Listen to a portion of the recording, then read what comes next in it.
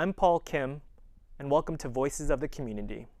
And today I'm here with the executive producer, Mitch Priestley, to chat with him, to hear more about what the show is about, what his inspiration for creating it was, and what audiences have to expect. Hi, Mitch. How are you doing today? Great, Paul. Appreciate it being here. Yeah, thanks for taking the time to chat with me. First off, I'm wondering what Voices of the Community is. What do audiences have to expect? Yeah, Voices of the Community is our 30-minute cablecast program. We're on the air every month during the last week of the month. And Voice of the Community really is a television stage. It's a chance for a local artist from the greater Portland area to be seen by people who are tuning in to public access television. Our program goes to 300,000 cable subscribing homes every month. And who knows after that, being on YouTube, whether it's seen by many others all around the world. Cool. So I'm wondering what inspired you to create it? What motivates you to broadcast Voices of the Community? Well, there's no doubt that we definitely have a local talent here in the Portland area, some real significant musical talent. But getting exposure can be difficult, it can be an uphill battle, and being discovered can be really almost like a needle in a haystack. And so exposure is the key, and our program allows local artists to be featured and gives them a chance to be seen, to build a viewing audience here locally, because they'll be doing gigs and shows that are at various locations, and people can become followers of their music. They need to know where to download it, and where to get it, and where to see these people live. And then outside of the community, because some of the acts that started here locally will become national acts and maybe worldwide sensations. It's, I think, really important for people to become known, to get the sound out, for people to have a chance to actually hear them and see them. And because of the format of our program, the audience also has a chance to know a little bit about the artist and get to know them. And so people are able to walk away not only with an appreciation for the talents that they bring, but a little bit of feeling like they can know the artist as well. Thanks, Mitch.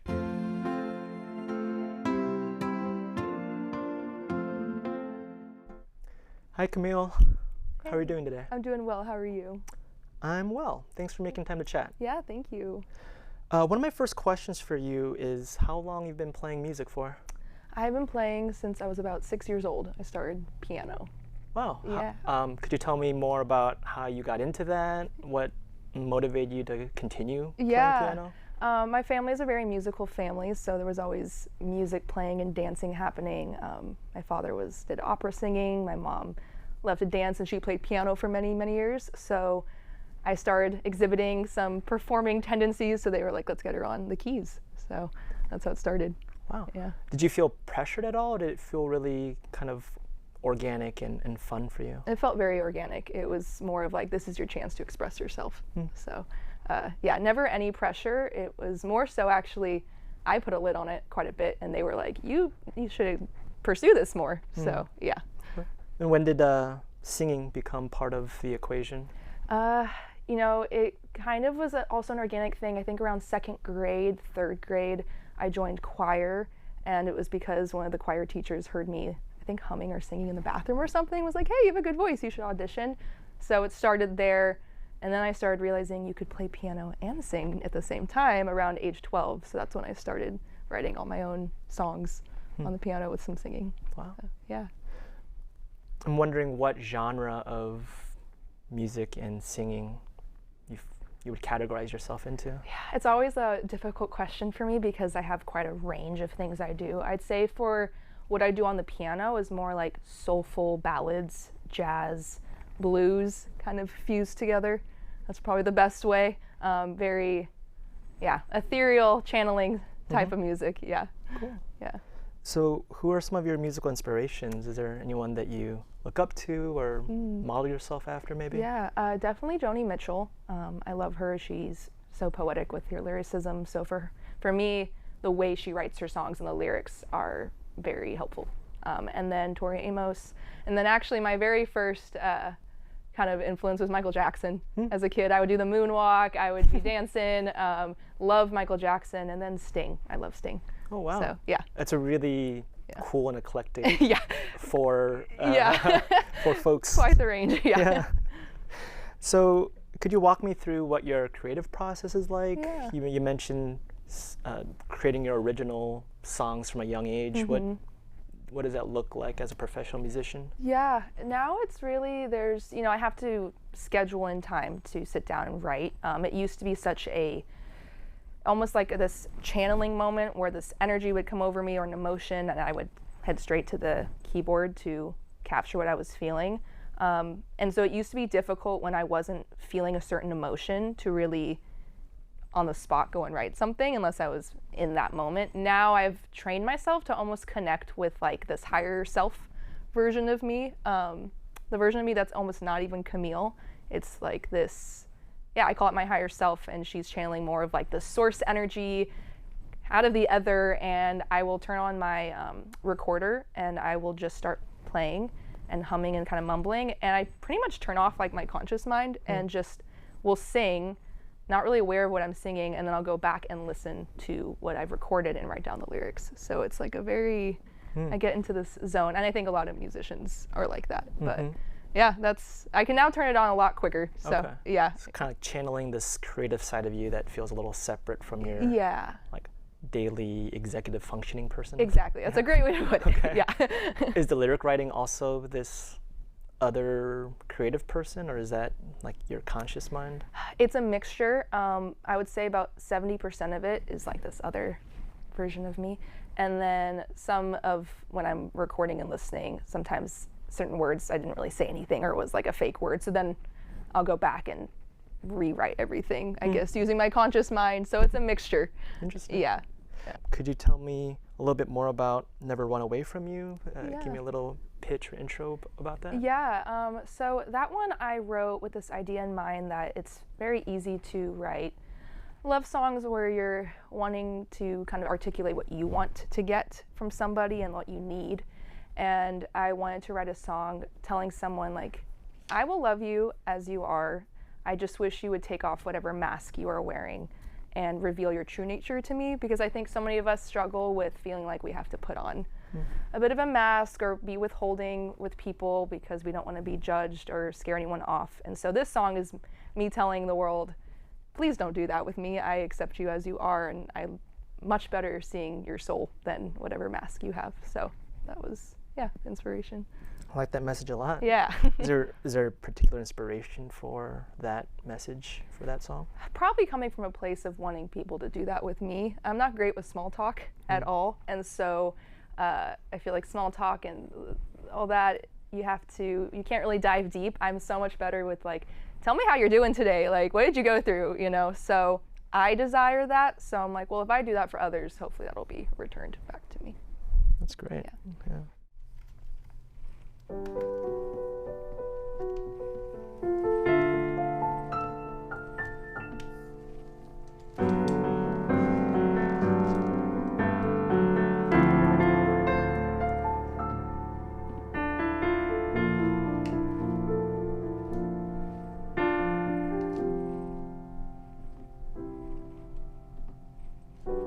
Where is your sunrise?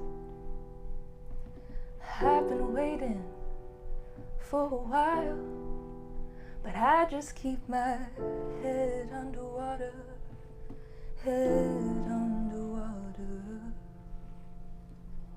Trust me, I want to move through your voice, your heart, your soul. I do. We could jump head first into the water. Why do you still wear your mask? I would never run away from you.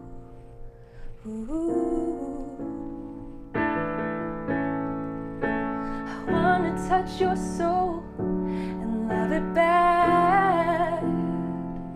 I would never run away from you. No, no, no, no, no. Everything in my life is always changing. I've gotten used to rearranging. I promise I won't be afraid of you. I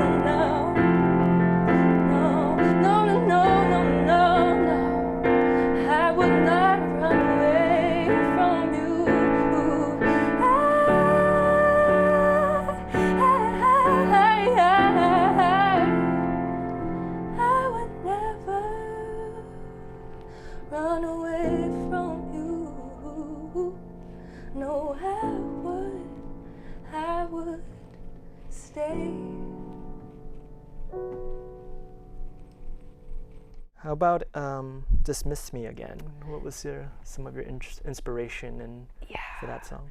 That song was inspired by a trend I have felt in my life of kind of moments of feeling confined by people and others putting a narrative of who they see me as or want me to be onto me, and it doesn't match. And feeling like I didn't have the courage to speak up for myself. So I often would feel dismissed. Like when I'd enter a room and I had something to say, it was kind of disregarded. Like, oh, you're the quiet one. Like you need to stay over here. And so the song was like, I'm not doing that anymore. I'm going to speak my mind, and I'm going to make my presence known, so you can't dismiss me. Like, you're gonna know I'm here.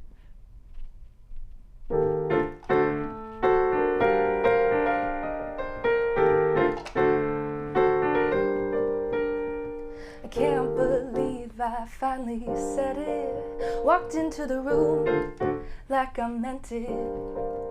Went straight up to your face and told you what's on my mind. And then I went home and I cried. Can I have grace? Look in my eyes. I've had a crazy year and I'm tired. What do I have to do to earn your meaningless validation? Your meaningless validation. I wish you saw me for who I am, not who I have to be to fit your life, give you the upper hand. I just wanna breathe, and if I sing about my strife all the nights I beg for relief, oh, I wonder, would you ever dismiss me again? Oops, I said the wrong thing. Now I'm gonna replay the scene, rewrite the words. Oh no, why did I say that thing?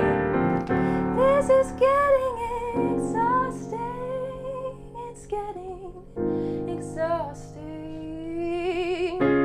How about you take me for who I am, not who I have to be to fit your life, leave you in command.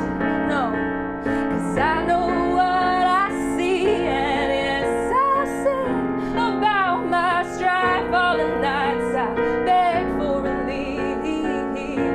Walk out, ignore me, but I promise you'll never dismiss me again.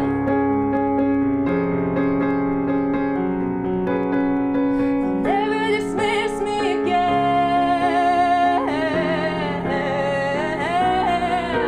You'll never dismiss me again.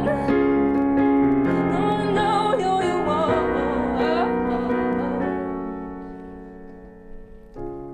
I wanna show you who I am and who I'm gonna be. There's so much I keep within, so much that you don't see, and I wonder, what am I scared of? 'Cause what if they finally see? Oh, I promise that I'll never ever dismiss me again. And what about Guess I'll Never See You Again? Yeah, so that one was written at 4 a.m. I actually wrote it in a dream. And it was after a really awful breakup, and but the point of the song is actually less focused on a breakup, and it's more about a friendship breakup, actually more focused on the pain of losing a friend. Because yes, it's sad when you lose a lover or a partner, but it's that friendship, that connection, that's really such a loss. So the night before, someone had just suddenly walked out of my life very unexpectedly, and so I was kind of a wreck, and I had this song in my head in my dream, and I woke up, I was like, I need to record this and write it. So wrote it that morning. It's very raw. Yeah. Does that help with the healing process of moving on from a breakup? Yes, completely. It feels like everything that's inside of me is now out. It's like has a life of its own. I can return to it in the form of a song, and then I can kind of continue on. my journey.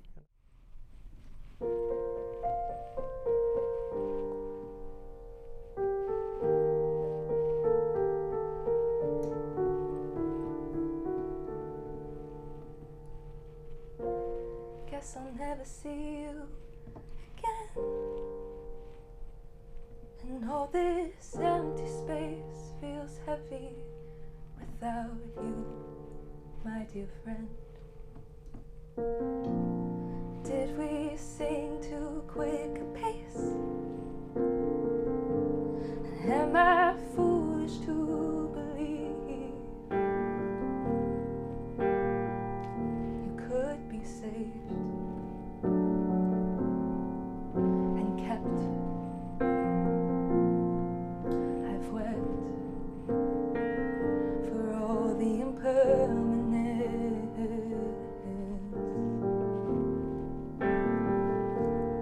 that is permanent.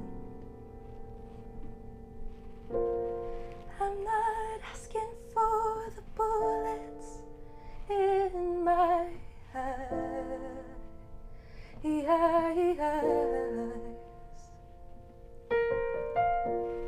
to be taken out and thrown at the sky.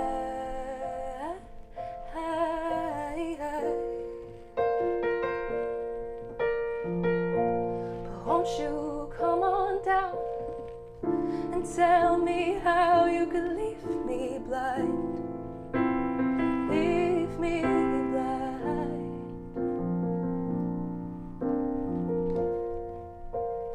Is this how a friend says goodbye? Goodbye.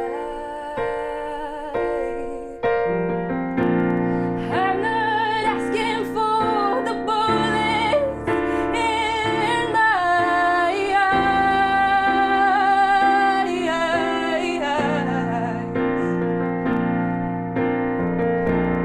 to be taken out and thrown at you and your life, your life.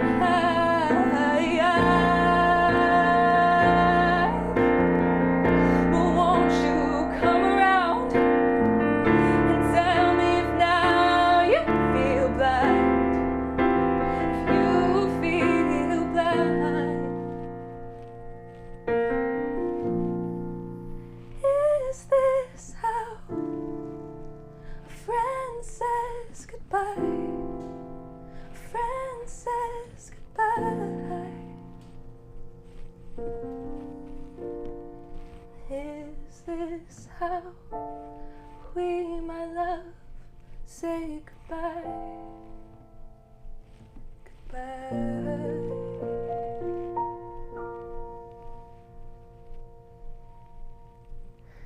And would you tell me a little bit about Love Me to the Bone? Yeah, that one was written right after I wrote Never Run Away From You.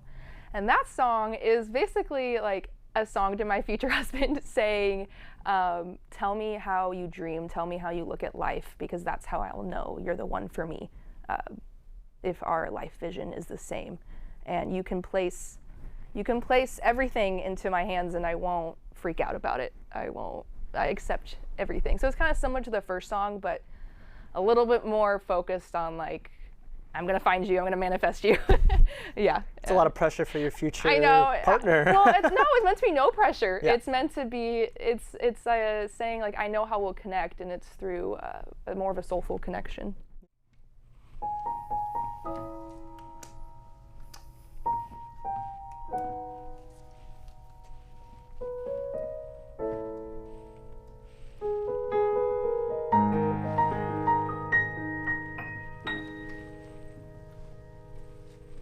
Oh, I'm sure I'll know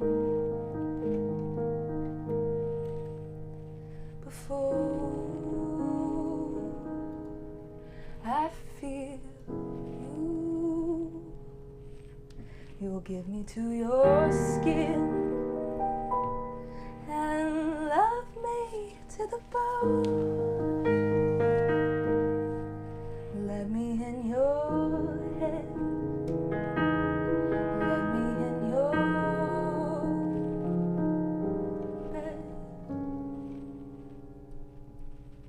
Give me all your pain. Give me all your souls. Tell me what you want. Tell me and it's yours.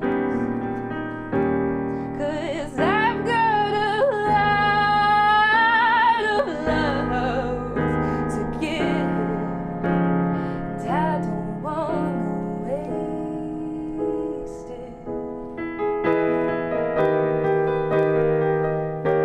And tell me how you dream, and I'm sure we'll agree that you're the one, that you're the one, you're the one, you're the one for me.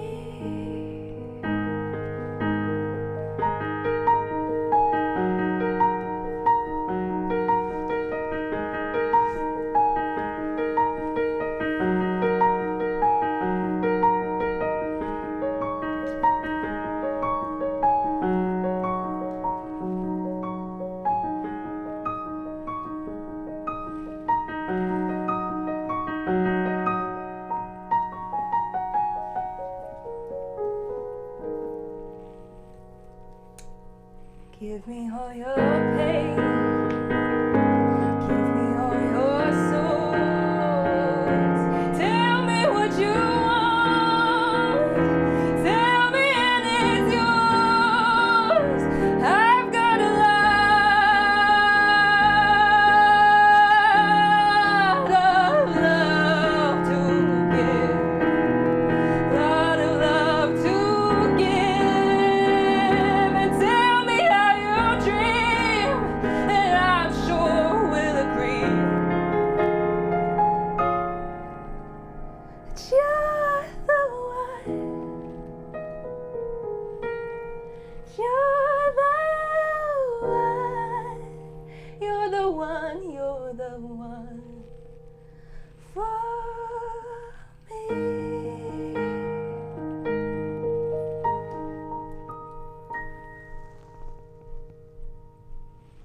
You shot a music video a couple days ago of Yes. Love Me to the Bone? Yeah, Could shot you- it 2 days ago, Yeah. and it's jazz 1920s inspired, black and white.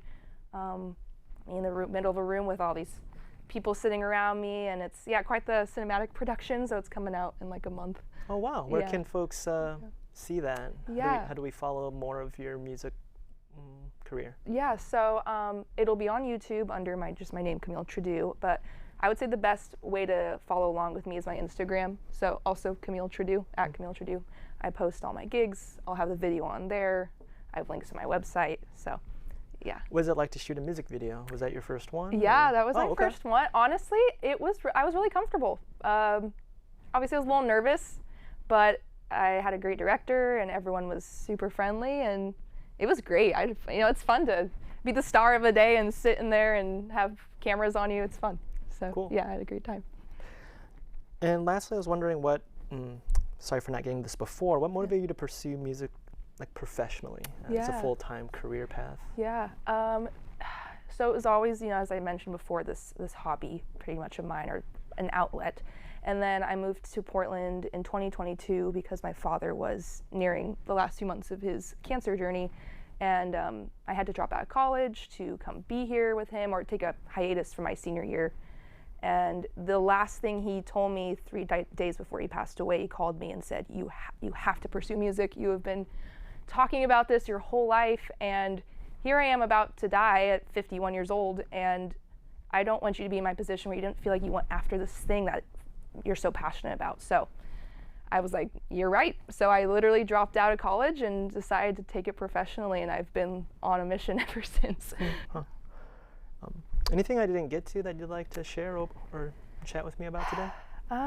You covered a lot of good bases. I think I want to put out there that my mission is that I think music is something that the moment it turns on, it goes straight into your ears. You can't control if you can hear it or not, really. Unlike looking at a painting or reading a book, you can look away. But music's just there, and it goes straight to your heart. So I like to create music that really allows people to feel, and I think I just hope that more people will feel safe expressing themselves in any way, because it's such a great outlet and it's such a healing tool. So for me, music's my way of healing other people. Yeah. Great. Yeah. Thanks for chatting with me today, Yeah, Camille. thank you so much.